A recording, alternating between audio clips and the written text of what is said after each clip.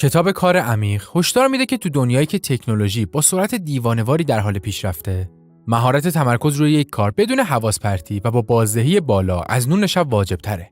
درسته که به واسطه اینترنت سرعت دسترسیمون به میلیون‌ها اطلاعات خیلی زیاد شده. ولی آیا همونقدر هم بلدیم که این اطلاعات رو اجرا کنیم یا صرفاً یه دانستنی سطحی توی گوشه فکرمون میمونه؟ کتاب میگه پاداش واقعی برای کسانی نیست که مکرراً سراغ شبکه‌های اجتماعی میرن، بلکه برنده اصلی کسانی هستن که این فضاهای حواس پرتی رو برای شما میسازن. اگر به آمار 87% مردمی که بازدهی و رشد کاریشون توی 2 دهه قبلی نصف شده نگاه بندازیم، متوجه میشیم که امروزه کمتر از 13% افراد کار عمیق انجام میدن و از این تعداد فقط 1% کار فوق عمیق رو تجربه میکنن. در اصل کتاب میگه که آمار ثابت میکنه افرادی که در این دوران مهارت کار عمیق رو بلدن، هم از نظر شغلی و برنامه‌ریزی موفق‌ترن و هم رضایت از زندگی بیشتری دارن و تا 4 برابر سرعت یادگیریشون بیشتره. یه جای دیگه هم کتاب اشاره میکنه که 2 توانایی اصلی توی دنیای امروزی برای رشد اقتصاد جدید واجبه. 1. توانایی سریع ماهر شدن تو کارهای سخت و 2. توانایی تولید تو سطح ممتاز، هم از نظر کیفیت و هم از نظر سرعت. بنا به درخواست بسیار زیاد شما عزیزان، امروز بعد از 2 هفته مطالعه و بررسی به سراغ کتاب مفید و کاربردی کار عمیق نوشته آقای کال نیوپورت میریم. بعد از دیدن این ویدیو تقریباً به خوندن کتاب نیازی نخواهید داشت و این موضوعات داخل تصویر رو قرار با هم بررسی کنیم. من سید پور هستم و به یک ویدیو جدید از کانال قدرت کلام خوش اومدید. آقای نیوپورت توی کتاب میگه که ذهن بیکار کارگاه آموزشی شیطانه.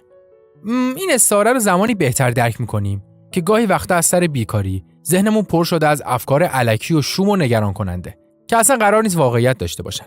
پس قطعاً باید ذهنمون رو از این رژیم فکری ناسالم دور کنیم. اما چه جوری؟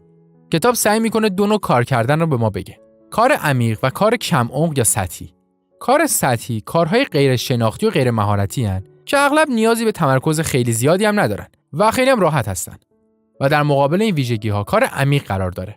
کاری که نیاز به تمرکز بالا داره، مهارت محوره و دور از حواس پرتی بعد انجام بشه. کتاب اشاره میکنه که مولتی تاسکینگ یا همون چند کار همزمان انجام دادن دشمن بهره‌وری و تمرکزه. یک آزمایشی توسط خانم سوفی لروی، استاد دانشگاه واشنگتن انجام شد که روی 2 گروه A و B کار میکرد. گروه اول تا نصفه یه پازلی رو حل میکردن و بعدش میرفتن سراغ یه کار دیگه. ولی گروه دوم پازل رو کامل حل میکردن و بعدش میرفتن سراغ کار جدید. نتیجه چی بود؟ گروه اول دغدغه بیشترشون پازل بود و توی کار دومشون اصلا تمرکز نداشتن. نتیجه این آزمایش نشون میده که ذهن انسان اگر یه کاری رو ناتمام رها کنه، درصد زیادی از تمرکزش درگیر اون موضوع میمونه. حالا باید این سوال از خودمون بپرسیم که تا حالا چند بار شده که به خاطر عجله داشتن خواستیم چند تا کار رو با هم دیگه انجام بدیم و آخرش هم هیچ کدوم با کیفیت انجام نشده. انگار مثلا سنبلش کردیم. این همون مشکلیه که کتاب بهش اشاره میکنه. کار کم عمق لزوما کار بدی نیست. بعضی از کارها ذاتاً کم عمقن. مثلا پیاده روی کردن، غذا پختن، ظرف شستن و اینجور چیزا. شما توی این کارها میتونید مولتی تاسکینگ کنید. مثلا پادکست گوش کنید یا حتی با دوستانتون تلفنی حرف بزنید.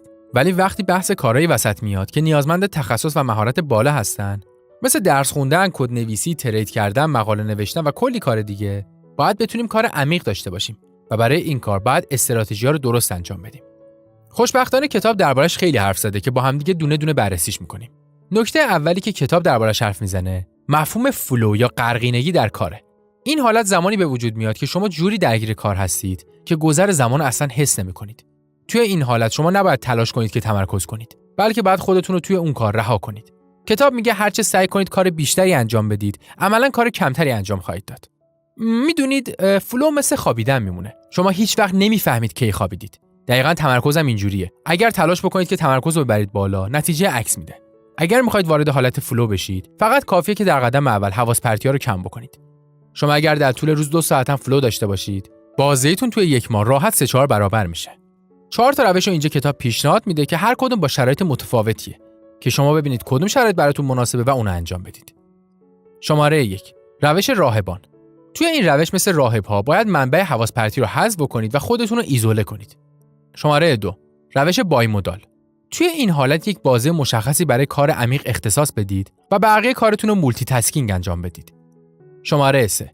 روش ریتمیک. توی این حالت مشخص کنید که مثلا روزهای زوج 2 ساعت آخر شب فقط کار عمیق انجام میدم. و شماره 4. روش ژورنالیستی که هر موقع یک وقت آزاد غیر منتظره پیدا کردید، سریع ازش برای کار عمیق استفاده کنید. دسته شماره 4 برای افرادی پیشنهاد میشه که برنامه‌ریزی مشخصی ندارن و شغلشون جوریه که هر لحظه ممکنه تغییر کنه. حالا چجوری حواس پرتی‌ها رو کم کنیم؟ مشکل اینجاست که مغز ما به صورت طبیعی برای حواس پرتی اصلا طراحی شده. چرا؟ چون از نظر تکامل حواس پرتی‌ها میتونستن یک خطر یا یک فرصت باشن.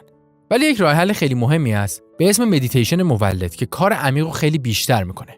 ولی قبل از بررسیش باید چند تا عامل حواس پرتی رو بگیم. اولین نکته برای حواس پرتی اینه که فضای کارتون رو جوری باید تعیین کنید که تقریباً برای یک کار عمیق ایدئال باشه. مثلا جی کی رولینگ، نویسنده موفق کتاب‌های هری پاتر، برای نوشتن فصل آخر کتاب توی یک هتل 5 ستاره مونده بود تا از شلوغی‌های خونه فرار کنه و بتونه تمرکز کنه. دومیش هم اینه که با اطرافیانتون مرزاتون رو مشخص کنید و یک مدت کار عمیقی انجام بدید. مثلا آقای بیل گیتس که معرف حضور همه هست، 2 بار توی سال یک برنامه انجام میده به اسم هفته تفکر و توی این مدت خودش رو کاملا از بقیه جدا میکنه و ترجیحاً توی طبیعت عمیقاً فکر میکنه. جیمز کامرون، کارگردان بزرگ سری تایتانیک و آواتار، یک مدت با یک زیردریایی رفته بود به اعماق اقیانوس و بعدش میگفت که ایده آواتار اصلا اونجا به دست اومد. فضا و محیطتون توی حواس پرتی خیلی مهمه. پس باید به شدت مراقب باشید. هر چقدر مینیمال‌تر و ساده‌تر، کار عمیقتون بیشتر. حالا بریم ببینیم مدیتیشن مولد چیه. مدیتیشن مولد با مدل سنتیش یک فرق اساسی داره. توی حالت سنتی شما اجازه میدید افکار بیان و برن تا به آرامش برسید. ولی توی مدیتیشن مولد بیشتر شبیه نوعی تمرین تمرکزه. اینجا ذهنتون رو باز نمیذارید. اتفاقا مشخص میکنید که میخواید درباره چی حرف بزنید و بعدش این 7 سوال اساسی رو میپرسید. اجازه بدید با یک مثال توضیح بدم. فرض کنید که تمرکز شما روی پولدار شدنه. روی یک کاغذ عین مایند مپ می‌نویسید ثروت و بعدش از 7 کلمه جادویی سوال میپرسید. حالا چی ان اون کلمات؟ چرا، چگونه، کی، کجا، چقدر، از کجا به کجا، یعنی چی؟ مثلا توی موضوع ثروت اینجوری میشه: چرا میخوام ثروتمند شم؟ چگونه میخوام ثروتمند شم؟ کی میخوام بهش برسم؟ چرا باید پولدار بشم؟ یعنی چی که میخوام پولدار بشم؟ و نمونه‌هایی برای هر موضوع رو دور دایره می‌نویسید و بعدش به تک تک این سوالات جواب میدید. این روش باعث میشه تمرکزتون به شدت زیاد بشه و قدرت بسیار بالایی توی تفهیم تک تک جزئیات داشته باشید. که البته باید حواسمون باشه که مدیتیشن مولد نباید جایگزین سنتیش بشه، چون هر کدومش کاربرد متفاوتی دارن. نکته بعدی که کتاب و آقای نیوپورت درباره‌اش حرف میزنه اینه که استراحت کردن و وقت کافی برای خودمون داشتن یکی از عاملای اصلی کار عمیقه. ولی حواسمون باید باشه که استراحت کردن برابر با هیچ کاری نکردن نیست. حالا یعنی چی؟ کتاب میگه مردم در محل کارشون نسبت به زمان استراحت شادی بیشتری رو تجربه میکنن و هنگامی که مطالعات ESM تایید شد، مشخص شد که هرچه تجربه غرقینگی یا همون فلو در طول هفته بیشتر باشه، آدما رضایت از زندگیشون بالاتر میره. کتاب یک تاکید زیادی به کار با معنا میکنه و میگه انسانی که کار با معنای بیشتری رو تجربه میکنه، رضایتش بالاتر میره. ولی تاکید میکنه که حواسمون باشه که هیچ کاری نکردن به معنی استراحت نکردن نیست. وقتی از سر کار یا انجام کارهای روزانه برمیگردیم، معمولا اولین چیزی که میخوایم اینه که هیچ کاری نکنیم و این رو نوعی استراحت میدونیم. میشینیم پای تلویزیون، گوشی، کامپیوتر تا شب بشه و فردا از نظر ذهنی خسته میشیم. چرا خسته ایم؟ چون حس کردیم دیروزمون اصلا مال خودمون نبوده. بله، درستم است. مال خودمون نبوده. چون شما تفریح و استراحت نکردید. در اصل هیچ کاری نکردید. اون تایمی که بعد به استراحت درست و اصولی میگذروندید حیف شده. و جالبه بدونید که یک پدیده روانشناسی وجود داره به اسم ریونج بدتایم پروکرستینیشن یا انتقام گیری شبانه که میگه توی این شرایط آدم‌ها عمدن دیر میخوابن، حتی وقتی که خستن یا میدونن فردا باید زود بیدار شن. حالا دلیلش چیه؟ حس جبران و انتقام از خودشون، به خاطر اینکه توی روز احساس میکنن زمانشون دزدیده شده. پس شما زمانی میتونید کار عمیق بکنید که بدونید همونطور که درصدی از روزتون، مثلا شاید 60% رو در حال کار هستید، باید برای اون 40% دیگه‌اش برنامه تفریح و استراحت بچینید، نه اینکه بخواید هیچ کاری نکنید. لپ کلام اینه که استراحتمون هم حتی باید با معنا و برنامه‌ریزی شده باشه. اگر اینجوری نباشه، حس دزدیده شدن زمان بهمون میده و فرسودگی ذهنی ایجاد میکنه. برای شما این انتقام گیری شبانه اتفاق افتاده که مثلا تا ساعت 3-4 صبح بیدار باشید فقط به خاطر اینکه احساس میکنید در طول روز فقط داشتید کار میکردید؟ آقای نیوپورت تاکید میکنه که توی روز یک بازه به اسم ساعت‌های شنی داشته باشید. مثلا 1 ساعت و توی اون 1 ساعت اصلا نزدیک اینترنت نشید. چون چه قبول بکنیم چه نه، اینترنت با وجود مزایایی که میتونه داشته باشه، میتونه بزرگترین عامل حواس پرتی ما هم باشه.